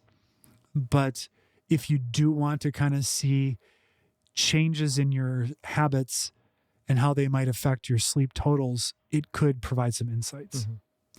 I do not keep the bed super cold. I think you keep yours colder than I do. I do. And it's not because of hot flashes or anything. I just do. Yeah. Oh, and it adjusts the temperature throughout the night according to what time of night. So apparently you want to be, when you fall asleep, you want it to be colder. Yeah. To help your physiology. And so, yeah, mine's pretty chilly. So what does it feel like? Well, when you get into bed and it's been running already, there's water that's running through it, and it's cold, mm-hmm. and you can feel like, oh yeah, it's cold. Once you're in bed and you kind of get used to it, you kind of don't notice it unless it's set at too cold of a level. I will sometimes wake up in the middle of the night and go, oh, I'm too cold. This is too cold. I have to pull out the app and tell it to not do that. But it does use some sort of machine learning to watch how your sleep state and make micro adjustments to try to keep you asleep. Mm-hmm. I don't know how successful it is. For me, who is not a great sleeper, maybe it helps, maybe it doesn't, but it has not transformed my sleep. No, it was not the thing that cracked your code. And you'll see a lot of testimonials online of like, I got the best sleep of my life after one night. And no, that's not my experience. No. But without it, I just get too hot. Yeah. And then all of a sudden I'm too cold, and then I'm too hot. And so it's true. I really am a convert and miss it when we are not home. This is not a cheap gift. So you have to really, really love this person. Or it might be, honey, let's do this for our gift this year. And yeah. Like, let's invest in this together. Yeah. And they have some sort of a guarantee. If you don't like it, you get your money back. So yeah. And we're not an affiliate. No, we are not. I actually, we did recommend this to a friend of mine, and she also loves it. Yeah. Yeah. So it's the type of thing where if the budget was infinite, I would put it on the guest beds here, but it's not. And so we're not. So that's the end of our gift guide for this Thanksgiving. Mm-hmm. We are going to take a break, and then we're going to come back with a different segment. And we invite you to stay with us and enjoy this cozy Thanksgiving episode. And we're back. So we're going to do a little carnivore trivia. Oh. And some of these questions are going to be very easy. And I think some of them are going to be hard. Okay. But that's trivia, right? Right. You want to have enough success where you feel like good about yourself. You don't want to be rated by your trivia contest. So already the first question might be a little bit tricky. Oh. What is the primary macronutrient consumed on a carnivore diet? Ooh, this one could be up for debate, I think. Yep. So what are the three macronutrients? Well, there are carbs. Yep. There's fat. Yep. And there's protein. Yep. So which is the primary? Do you want me to answer? Yeah. Oh, well, fat is what I'm going to say. That is correct. That is correct. And a lot of people would tend to answer protein because they're thinking in terms, well, steaks and meat is full of protein. And while that is a big part of it, the focus really is fat. It's interesting to me that you when you brought home this whole idea, you didn't use the term carnivore diet, but just we're talking about how much more protein we need to get. Mm-hmm. So it sort of entered into my sphere under the guise of protein. And I learned more and more that fat really is the focus. Yeah. I mean, obviously, you could say both are equally important, but the energy is from the fat and the building blocks are from the proteins. Mm-hmm. Okay. What common plant-based oil is entirely avoided on a strict carnivore diet? Mm. Well, all of them. Oh, yeah.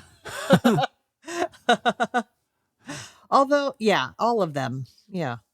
But I'm going to say it's soybean oil. Oh, Correct again. yes. Along with other seed oils like canola, sunflower, and corn oil is avoided on strict carnivore due to high omega-6 content and the processing methods. Mm-hmm. Seed oils we've talked about are really questionable and becoming more and more questionable as time goes on. It's getting a lot of attention on X with the possibility of RFK becoming the head of HHS, because I think he's talked about seed oils, and Callie and Casey Means Yes. have talked about it a lot on the podcast circuit, which is kind of part of the political movement, but also because they have their book called, what is it, Clean Energy? Yeah, I think so. And they're very anti-seed oil. And we talk about Dr. Georgia Ede, very anti-seed oil for brain inflammation. So, Yeah. But I've been seeing a lot of sort of like these intelligent, almost engineering type people on X who are like, what's the proof that seed oils are bad? And then they get completely swamped by a bunch of people like us who are like, you don't even know why you're asking. But it is a fair question. Yeah. But a fairer question would be, how do you know they're safe? Oh, yeah. True. How do you know?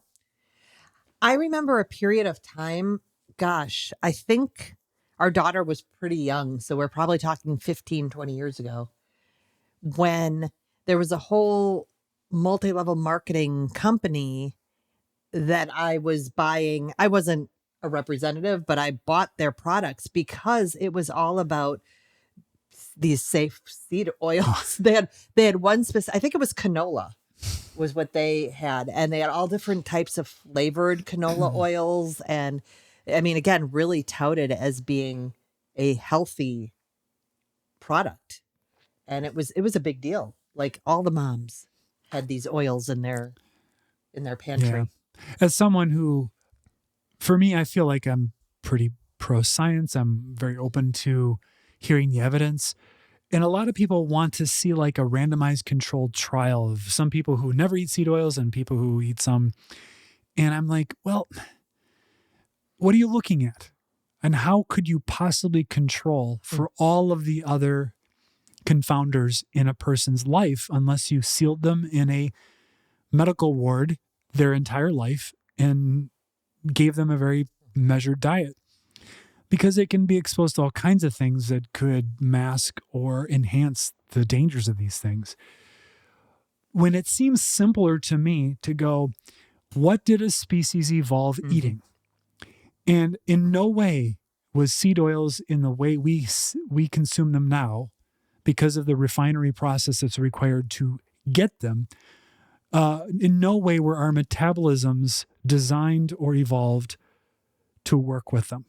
So while they may have effects on lipid profiles that are perceived to be positive, that doesn't necessarily mean that that's good for us. Those can be, both of those things can be the case. So I think the burden is on proving safety. I love it. Not proving that they're bad. Yeah. Okay. Next question. True or false? Dairy products like cheese and butter are considered part of a carnivore diet. Ooh. I'm going to opt for, it's a tough one. I'm going to opt for true. Let's see what the computer survey says. Correct. Yeah. Yeah, But this with is a caveat. the same caveat we would have said Yes. right out the gate. And what is that? It says, while many carnivore dieters include dairy products like cheese, butter, and heavy cream, others avoid them due to lactose intolerance or potential inflammatory responses. It depends on individual tolerance. And I think that's true. It is an animal product, period. And I'm not even talking an insect product. This is an animal product. And we do consume human dairy when we're infants. But I mean, the cavemen were not walking around making cheese. That's for sure. And I do agree that okay, here's my belief, not based on anything, but I think too much dairy is probably inflammatory for all humans. Yeah. But where the customization comes in, the personalization is, where is your threshold? So for some people who are lactose intolerant, there's a zero. They have no tolerance for dairy. And I think I have a decent tolerance for dairy. I've never, and with all those tests, which I know are questionable, I've never had issues with dairy. But I do know I hit a threshold where I start to feel more congested at some point, but it's a lot for me. It's quite a bit. It's the proteins that are the most concern in dairy, not the dairy fats. Correct. Yes. Which is why heavy creams have a lot less of the concerning proteins in it. And butter has almost none. Yeah. And for those who are super sensitive, then they do the clarified butter or ghee, which then removes the last of those solids. And then you're left with pure fat. But if I think I think that if a human ate 100% dairy, like that's what they ate, they would experience inflammatory responses. Yeah, probably. At some point. Yeah. So it is genetic. There was that study that I can't remember where I saw it, that people who are descended from those who were in areas that relied heavily on dairy actually developed a resistance to absorbing calcium because they were exposed to so much. This would have been Scandinavians, and that in today's context, that might actually make them absorbing less calcium than they need if they're not exposed to dairy. So that may actually be an argument that they actually need dairy. Yeah. But it's a little bit of a twisty theory, and I don't know how well substantiated it is. Yeah. Like anything else. Yep. What mineral is most associated with preventing cramps when following a carnivore diet? Ooh. You know this one. I'm going to say, I don't know, magnesium. I think it's potassium. That's what I thought you would say. So I should have gone with what you said. Let's see what the survey says. Close. It is magnesium. Oh. Sodium also plays a big role. Yes. Interesting. And so this is the electrolyte mix that people hear about: sodium, magnesium, potassium. Really big for cramps. And of course, there are electrolytes that we can purchase pre-made, or you can make your own electrolyte mixture and prevent those cramps. Now, what's interesting for me, I didn't experience issues, I didn't think, when I started carnivore. I didn't have muscle cramping, but then I started using electrolytes. And now if I don't have electrolytes, I definitely get muscle cramps. Interesting. Yeah. So I don't know. I know that the OG carnivores did not do electrolytes. I keep hearing how they didn't do electrolytes or salt, and I don't know how they do it because I feel wretched without them. Yeah. Yeah. Okay. Which organ meat is often called nature's multivitamin? Liver is my guess. Educated guess. Survey says that is correct. Liver is referred to as nature's multivitamin due to its incredibly high nutrient density, including vitamins A, B12, and iron. All right. I have a Thanksgiving tie-in with this that just occurred to me today. I went to the butcher shop today, and this is why it struck me. I was thinking about our special that we were going to record and how my mother, we did not eat organ meats growing up at all. My grandparents did, but we did not in my household. Yet my mother taught me to take the giblets from the turkey and chop them like extremely fine and put them in the gravy for some umami, basically. She didn't have that term, but chop it up really fine. And it struck me today that we could, I mean, I do that for Thanksgiving a lot of the time. The dogs get some, but I usually put a little bit in. We could do that regularly. I mean, I know they have the primal cut of ground beef where they mix the liver in. We don't buy that. I don't know if we have that around here. But I could always include really lightly minced or lightly, like very finely minced liver in things. You and could. we wouldn't even notice because we don't notice it in our gravy. Yeah. Yeah. You can't really sprinkle it on a steak unless you use pluck seasoning. Now, I do know that some carnivores run into an issue with too much liver. Yeah. They can get too much vitamin A. Yeah. But I know Dr. Barry says it's not really a thing that happens to people, but I don't know. For a while, I was taking whatever the ancestral supplements company was. They have a desiccated liver. Mm-hmm. And I was taking that for a while, and then I stopped taking it, and I never really noticed a difference one way or the other. Yeah, I don't know that we need a bunch, obviously, Yeah. but I mean, just adding that again, you can't even really taste it. Adding just a little sprinkling into some scrambled eggs on occasion or into my beef patty would be so easy to do. Okay, what is the term for the initial adjustment period some people experience when transitioning to a carnivore diet? This is I don't know exactly what they're looking for, but the adaptation period, or would they want fat adaptation period? I don't know. Let's just put adaptation. Yeah, adaptation period. I don't know what it's looking for. Correct. All right. Or keto flu. Oh, yeah. What type of fat abundant in beef and lamb is highly prized on the carnivore diet for energy and satiety? I don't know what It it's is looking for. Saturated Oh, got it. fat. I And was like going, visceral fats? No. Suet? simpler than like- that. Yeah, it was much, much simpler. And this is one of those big things that carnivores have to contend with, and people on keto, is a whole history of decades and decades and decades of vilification of saturated fat, trying to imply that it caused everything from cancer to heart disease to some are even saying Harvard P.T. Chan in Harvard School, total fraudsters, saying it causes diabetes. Oh my gosh. Total unethical villains. Although I suppose that's redundant to say unethical villain. Are there ethical villains? What? Well, I think the anti-hero type movies we've seen, I think, try to get that angle. Like sometimes. Walter White has some sort of ethical code while he's making meth in his RV. Yeah. Okay.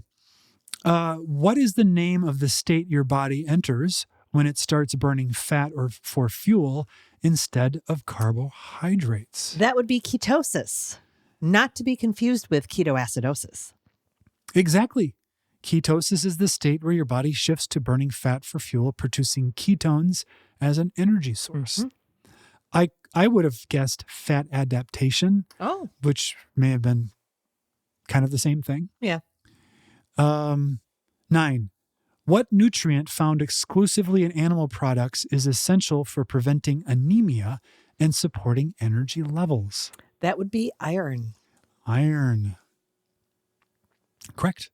Specifically, heme iron found in animal products is highly bioavailable and crucial for preventing anemia and supporting energy levels. I started having some energy issues when I was a teenager, and they would always test me for anemia, and I would be fine. But hearing these questions in order, what I'm thinking is I probably was low on fat. I was probably not consuming enough fat and being able to use fat for energy. I was carb burning. And I know I ended up taking some iron here and there, but I don't think I ever really was technically anemic. But I mean, I was tested for anemia a lot. So when we do blood donations, they test our hemoglobin to make sure that our iron levels aren't too low or, in my case, too high. I have always tended to run high on iron, and I think this is actually more common in men because men are meant to go out and do violent things and bleed occasionally, and we don't do it anymore. And so I was donating every, 2 months like clockwork for a long time until I finally started getting my hemoglobin hematocrits down to a normal level. But I even had a doctor some years ago have me test for hemochromatosis because he was pretty concerned. He's like, you may be doing phlebotomies regularly, but whatever test came back negative. I don't know if it's a genetic test or what to look for some clue about that, but you do not want your iron to be too high. No, that is true. Because then blood viscosity goes up. I do want to point out, though, the note here is heme iron found in animal products is highly bioavailable, because I know for a long time, too, I was trying to get, can you get iron from, maybe it was protein from soybeans. But anyway, when I was growing up, it was never about eating animal products to get my iron. It was supplementing. Yeah. What common carnivore diet staple is known for being high in collagen, which supports joint and skin health? I'm going to guess that the answer they're looking for is, I almost said collagen, is bone broth. Survey says, I got to type it right. Spot on. All right. Bone broth is rich in collagen, gelatin, and essential minerals, making it a popular choice for supporting joint and skin health on a carnivore diet. I had some wings yesterday, and I was just eating. I didn't used to eat the cartilage, but I was just chewing on the cartilage. Don't even get me started on you and eating wings wrong.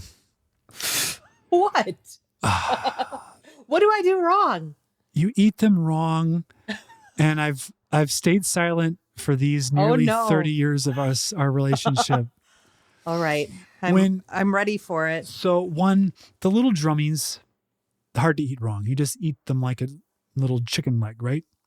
But the wing, the flat, the bones disconnect and pull apart. And then you can clean those bones off.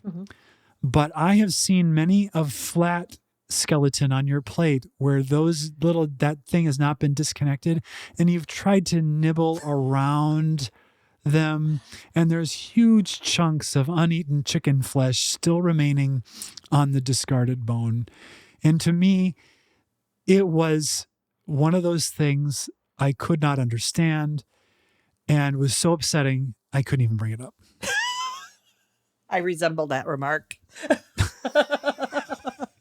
No, I thought it was kind of funny too, to just strip the skeleton and have the little wing. I mean, but I have to say, I don't think I did that yesterday because I was trying to get all the cartilage off those ends. So I think my little flats did come apart. The idea, to quote a recent president, the idea that you would eat a wing without first breaking it. Oh. You don't even take a bite off of that flat until you have broken that seal and separated them, because most of the meat comes off on one of the bones, and then you go, and the whole thing is cleaned off in one fell swoop. All right. So I would have never. It's a. See, I would have never thought to break it apart, honestly. Now it can be hot because it's hot to break that thing apart. Your fingers have to have a little resistance. You break that thing apart. But I also don't a lot of people, if something is wonky or broken, their first response is to hit it. I don't have that response. It doesn't even occur to me to hit something most of the time. And it wouldn't even occur to me to break apart the wing like that. Interesting. I know this. And it hurts me. It hurts my soul when I see those wings that didn't get to serve their life purpose completely. Well, I think you would have been proud of me yesterday. I honestly do, but yeah. That was a good aside. All right, next question. What essential vitamin, often lacking in plant-based diets, is easily obtained from eating meat? I'm not sure what they're looking for, but I will say B12. That's got to be what they're talking about. Correct. Vitamin B12 is abundant in meat and essential for energy production, brain function, and red blood cell formation. I figured it was a B vitamin, but I just wasn't It's sure. the one that vegans have to supplement if they're not going to keel over. But many, I think they can do without it or something. I'm not sure. But the fact that you can only get B12 from meat should tell you that humans were not meant to be vegans. Yeah. That really is a big part of it, I think. Yeah. But why do you have to supplement with electrolytes and iodine? If you get everything from meat, why do you have to do that? You notice how dumb vegans sound when they talk? I don't know why every single one of them talks like that. Well, I do want to point out, we've said this before. We have a dog, and this dog drinks from mud puddles. This dog drinks from the river, the stream, the brook, whatever. This dog drinks from the lake. So and we had another dog. He's not with us any longer, but they get a lot of different minerals and so forth from their ancestral behavior. Yeah. That we do not get. And we might if we were drinking directly out of the lake. And they have some amazing resistance to consuming giant quantities of amoebas and other paramecium that would give us extreme dysentery. So, which fatty cut of meat is often recommended for those struggling to get enough calories on a carnivore diet? Well, there's so many options you could go I'm with. going to say ribeye just because that's sort of the stereotype. Absolutely. Okay. Ribeye is a carnivore favorite due to its perfect balance of fat and protein, making it both calorie dense and incredibly satisfying. And it can taste good on occasion. 13. What is the primary reason many people report improved mental clarity on a carnivore diet? Well, you're the one with all the clarity. Oh. It's never as hard as you think it is. I know. I think I go too deep. I was going to say, well, I'm eating fat for God's sake. But it's ketosis. It's ketosis. Ketones. Right. Ketosis is a major factor as ketones are clean burning energy source for the brain, often leading to improved mental clarity. I mean, you're right. I was thinking too hard about it because I said fat, which is the equation, and it's produced with the ketones, but not produced. But anyway, it is. I've been trying to be in deeper ketosis for my mental state. So, Yeah. Got it. It's another reason why people supplement with MCT oil is because that converts to ketones right away and then hits the brain. Oh, but interesting. It says, additionally, removing potential irritants like gluten or anti-nutrients from plants can contribute. Yeah. Which is, I mean, I have so much more clarity now than I did before I was carnivore. But the amount of brain fog I had when I was consuming gluten was tremendous. It was crazy. All right. What is the name of the diet variation that includes only beef, salt, and water? That would be the lion diet. That is correct. The lion diet is a strict elimination diet consisting of only beef, salt, and water, designed to identify and eliminate potential food sensitivities. And I have never gone to the lion diet. Me neither. I'm kind of on the verge of it, but not there, because obviously I'm having coffee and I'm having eggs. Yeah. What enzyme, primarily found in raw meat, helps with digestion and can be reduced through cooking? I have no idea. I don't know the answer at all. I think this will be something that will be like, oh, yeah, we know that enzyme, but I have no idea. Well, I'm trying to think. I take some digestive enzymes when I eat. And what's in those? There's like some like some sort I of, think that's pineapple. and then there's like betaine or something like that. Betaine. Betaine, not quite. Oh. Protease, which okay. aids in protein digestion. However, betaine, like betaine HCl, does support stomach acid production. So I've heard of Protease, but I don't know anything about it, and I don't eat raw meat. No. Which fish is highly prized on the carnivore diet for its omega-3 fatty acid content? Would that be salmon? No, I don't think that's what they're going for. I think they're going for sardines. Oh, duh. Yeah. Correct. Yes. People do sardine fasts and stuff.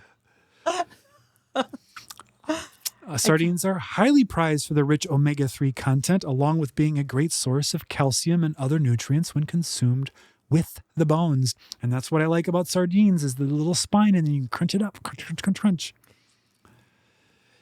What is the term for eating a mix of raw and cooked animal products on a carnivore diet? I've never heard of this idea. I have no idea. Eating a mix of raw and cooked animal products. Now, I've heard of the term of doing a steak black and blue, where it's cooked on the outside, but, just barely touches the heat on the outside, and then it's pretty rare. But I don't think that's what they're looking for. What is the answer? Term is nose to tail eating?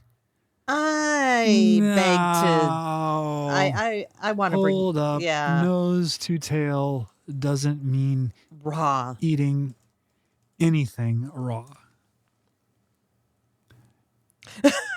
Yeah. Oh, my mistake there. The term for eating raw and cooked animal products would simply be a mixed approach. Yeah, it's inventing stuff. Yeah. Okay. What cut of steak is named after a weapon used by Native Americans? This is too hard. And if you're an Atlanta sports fan, you already know the answer to this. Yeah. This would be the tomahawk ribeye. I have never had one. No? We should have one sometime, because that's bone in, right? So that's should enhance flavor. That's true. That's true. What is the most commonly consumed animal product for electrolytes on a carnivore diet? Oh, an animal product. Yeah. Wouldn't it have to be the liver? Let's give it a go. Good guess. Bone broth. Oh. Durr. I was thinking literally off of an animal. Right. Right. Okay, this is the last and final question, which is the same thing. Last and final. The end. Complete. Which vitamin, critical for vision and immune health, is found in its active form only in animal foods? Oh, I think I know this. Okay. Do you know it? I think I do, Okay. but I think it's vitamin A.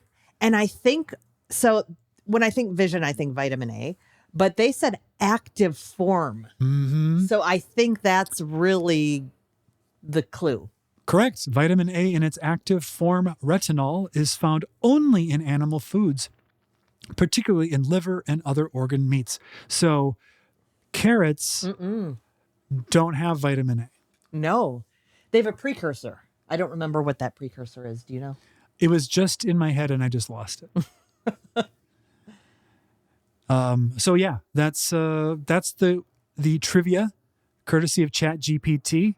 It asked one bum question that really was dumb and wrong, but the rest of them were pretty good. Yeah. And some of them were slightly open to debate, because you could say, well, being in ketosis or being fat adapted maybe are not quite the same thing, but it was kind of fun. Yeah. And it spawned some interesting discussions. Yeah. So that concludes the trivia portion of our Thanksgiving special. And we're going to be back with some closing remarks. But first, We're going to go gather some greenery and weeds for an activity that's planned for this Fakesgiving. Yes, we have a beautiful day today, and we are about to hit winter, it sounds like. I think snow is coming tomorrow. So today is the day to get out there and harvest and forage these greens. Why do we need these weeds and greens? We, the woman folk, are going to be you're invited. I'm not interested. We're going to make those like containers, winter evergreen container decorations. So it's a vase with a bunch of weeds in it? Well, a pot, a big pot or a big urn that you have dirt in it, and then there's dirt in it. There is dirt because the weeds need to stick in. Oh, they anchor in that. Yeah. I see. And you put in your evergreens and whatever else you want, pine cones. And then my sister-in-law went to Hobby Lobby and got some fun decorations and stuff to mix in. You know, like a wreath can have pine cones, and it can have a bow, and can even have ornaments and baubles. It's that type of thing, but in a pot. And so you're all going to decorate those during Fakesgiving. We are. And that'll be a nice thing. And we'll shoot some B-roll of that included here, and you'll get to see JJ's final product. I will try to shoot it in a way that does not face dox any of the family who doesn't want to be on our YouTube channel. That's true. They don't know nothing They don't about know it exists. Our YouTube channel.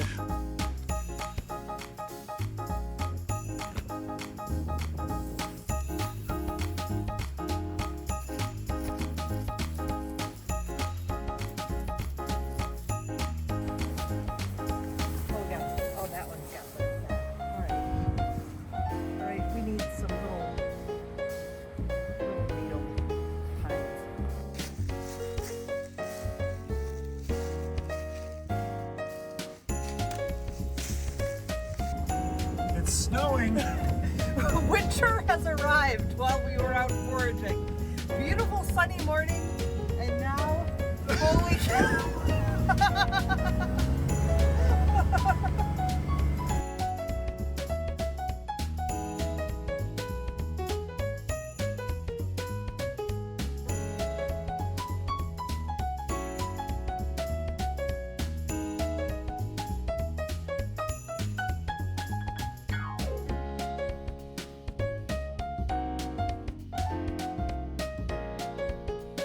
So I have a question for you. You really love this time of year. Yes, Thanksgiving is my favorite holiday. And what are the traditions or the customs that you really like about Thanksgiving?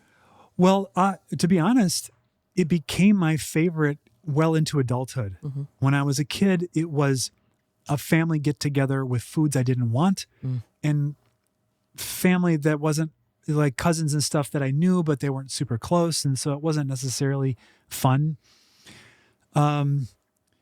But as an adult, I really fell in love with the food, the feasting, but also the adult relationships with my family. And was a very, very different from when I was a child. When I was little, I was annoying to them because I was the youngest by about 6 years. And, as they aged into through teens and 20s and stuff, the commonality that we had just wasn't there. And so it was a little bit lonely. But then once I kind of came into my own as an adult and we were able to relate to each other as adults, it became really, really nice. Mm-hmm. And then when I became part of your family and we were going to your mom's house for Thanksgiving with the traditional meals that they were preparing, I really got into the food. My mom did a dang good. She did a dang good Thanksgiving. And for what 5 people, they would have like a 25-pound turkey. Yes, it was ridiculous. My stepdad is big into food. I remember that I would fast, and I didn't know how to fast back then. But I wouldn't even eat breakfast so that I could just completely gorge myself senseless, and I would end up like half dozing on the sofa in their way overly hot house.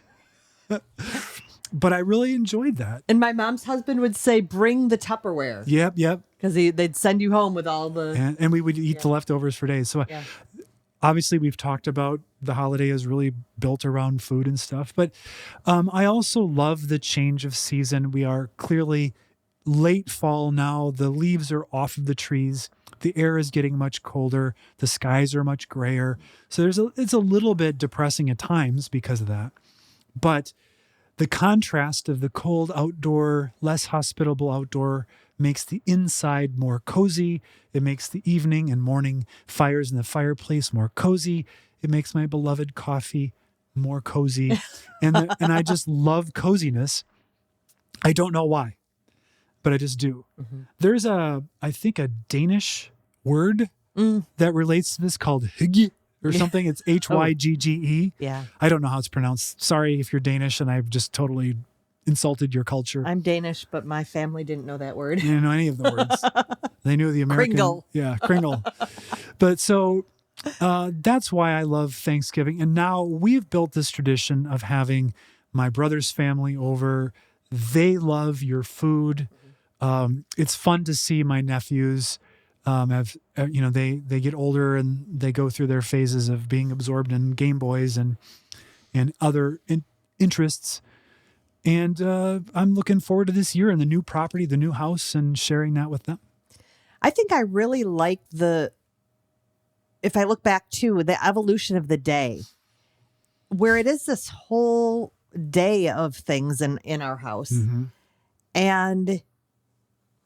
But it's not a getting or going out and doing, it's staying home and doing as a family and the cooking, the whole process of the cooking. And when my mom used to do it and the watching the stuff on TV, and then it culminates in this, it's a project. I like a project. I like projects. And I think that's it. It's this nice little project day that moves through. It has all the coziness like you're talking about. People are generally in good spirits. And it's just, I like now how it starts with the three of us and we have our own family traditions as I'm starting the day and cooking and we're watching the parade. And then it evolves into a big family thing too. I will say that as a kid, the parade would be on in the morning and I would be like, oh my God, this is the most boring thing I have ever seen. But as I've gotten older, one of the things that appeals to me about the Thanksgiving Day parade is how unbelievably corny it is. Yes. When I was a kid, that corniness would have been called cringe in today's terms. But now the corniness is really part of the charm of it. I don't know why it just is. And they added the musical numbers where they'd have, the Broadway cast would come out and perform some number from their show. It's an advertisement, basically. But, you're involved in musicals. Our daughter loves musicals. I like them. And so I enjoy that bit.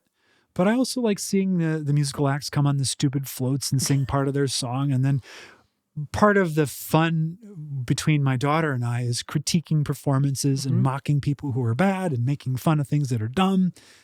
Yeah. And we love it when a balloon starts to fail, has some sort of a technical problem. Yep. I always enjoyed the parade and it was always a big thing. It's the cooking is happening during the parade. Things are starting. And I don't know how long ago it started, but the dog show comes on right after the parade. And that's become a thing because our daughter loves dogs. Invariably, the dog breeds we love the most are given short shrift and barely shown. And we're like, the Brittany should always be a contender for the whole best in show. And they just say Brittany and then they move on to boxer. And I'm like, I don't ever want to see a boxer. I'm like, don't go to the bathroom. Sporting dogs are coming up. Yeah. We're going to get a glimpse of a Brittany. If you show me one more poodle variant, I'm going to turn this off. I don't want to see your curly haired poodle dogs. I want a Brittany. And I want a Springer Spaniel and any other Spaniel because Spaniels are the best. And there you have it. So, yeah, there's a lot of tradition and there's a lot of fun stuff about that. Obviously, the food will be different for us, but we'll still be able to smell it in the house, and that'll be a good part of it. Well, as I said, I have to taste. So, I have to get the seasoning right. But it is much more measured than it used to be. But I still get to have the whole evolution of the day, which is nice. So the tradition of Thanksgiving is really wonderful. It's a wonderful way to I mean, as a kid, the idea of, oh yeah, I'm supposed to be thankful for things, but I couldn't do it. I had no ability as a child to be thankful for anything because I was dissatisfied. But as a grown up, there's so many blessings that I've been, I guess, blessed with, because that's what a blessing is. In my life, I've been extraordinarily lucky. And one is to have met and married my wife, who you get to see on this channel.